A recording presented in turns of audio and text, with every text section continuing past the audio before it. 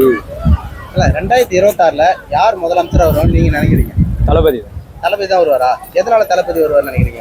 இது வரைக்கும் எந்த சேஞ்சஸுமே இல்லை, அதனால ஒரு சேஞ்சஸ்க்காக மக்கள் அவரை வர வைப்பாங்கன்னு. இது வரைக்கும் என்னென்ன சேஞ்சஸ் எல்லாம் இல்லைன்னு சொன்னாக்கா மக்கள் தெரிஞ்சுப்பாங்க.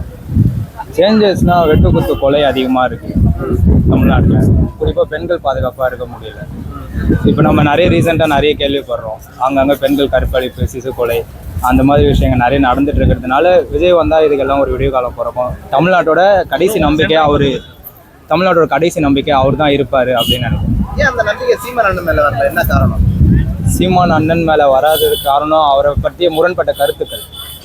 அவரே வந்து ஒரு ஸ்டேட்மெண்ட் ஒன்று கொடுத்துட்டு திரும்ப ஒரு 1 வீக் கழிச்சு கேட்டிங்கன்னா அதே மாற்றி சொல்கிறாரு.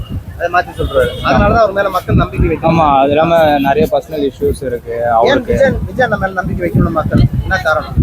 விஜய் அண்ணன் ஒரு உச்சத்தில் இருக்க ஒரு நடிகர், அவ்வளோ கோடி சம்பாதிக்கிற ஒரு நடிகர், அது எல்லாத்தையும் விட்டுட்டு மக்களுக்கு நல்லது செய்யணும்னு நினச்சி அவர்கிட்ட அந்த அதிகாரம் நம்ம தனியாகவே பண்ணலாம். நிறைய பேர் கேட்பாங்க, அவ்வளோ பணம் இருக்குது, அவர் ஏன் அதை அரசியல் வந்து தான் பண்ணணுமா, இருக்கிற பணத்தை வச்சு பொதுவாகவே பண்ணலாமே. ஆனால் அதை பண்ணணும்னா நமக்கு அந்த பர்மிஷன் கிடைக்கணும், ஒரு சில பேர் அப்ரூவ் பண்ணணும்.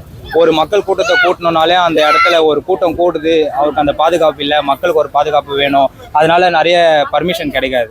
நம்ம அரசியலில் அதிகாரம் நம்மக்கிட்ட இருக்கும்போது நம்ம அதை மக்களுக்கு இலவசமாக சீக்கிரமாக எளிய முறையில் அவங்க கிட்ட போய் சேர்க்குற மாதிரி நம்மளால் பண்ண முடியும். டிவிக்கில் இருக்கக்கூடிய நிர்வாகிகளுக்கு அரசியல் பற்றி தெரியாது அப்படின்னு பெரிய குற்றச்சாட்டு இருக்கு இல்லையா ப்ரோ? இப்போ இல்லை நாட்டை வந்து 40 வருஷமா ஆண்டவங்க கட்சியில் இருக்க அடிப்படை தொண்டன்னு கூப்பிட்டு கேட்டிங்கன்னா கூட அவங்களுக்கு அரசியல் அறிவு அதிகமாக இருக்கான்னு கேட்டால் இருக்காது. இப்போ டிவிக்கில் பார்த்தீங்கன்னா ரீசெண்டாக நிறைய யங்ஸ்டரு படித்தவங்க அவங்க தான் அதிகமாக இருக்காங்க. அவங்களுக்கு போதுமான அறிவு, அடிப்படை அறிவு, அரசியல் அறிவு எல்லாமே நிறைய இருக்குன்னு நாங்கள் நினைக்கிறோம்.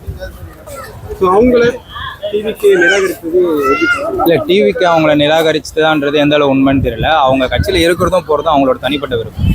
இல்ல கட்சியில இருக்கிறாங்க. ஓகே, இது என்ன சொல்றாங்கன்னா அங்க கூடிய மாவட்ட தலைவர் என்ன சொல்றாருன்னா, நானே பார்த்தா கட்சி முன்னாடி இருக்கேன், நானே இந்த அளவுக்கு பிரபலம் ஆகல, நீ பின்னாடி வந்திருக்க, நீ எப்படி இவ்வளவு பிரபலம் ஆக்கலான்ட்டு அந்த பெண்மணியை அடக்கி வைக்கிறாங்க. இதை பத்தி நீங்க கருத்து என்ன? இல்லை ப்ரோ, மேபி எனக்கு தெரியல அதை பத்தி என்னன்னு. உங்களுக்கு தெரியல, ஒரு பொது உழைப்புல நடக்குது இல்லையா, அதை பத்தி நீங்க சொல்லுங்க. ஒரு பெண்ணை அடக்கி வைக்கிறாங்க, அவங்க வளர்ச்சியை தடுக்கிறாங்க, அதை பத்தி இல்லை, அதை டீட்டெயிலாக எனக்கு தெரியல. தெரியாம நம்ம எதுவும் சொல்ல முடியாது. அப்படிதான் நடந்துதான்ன்றது நமக்கு தெரியல.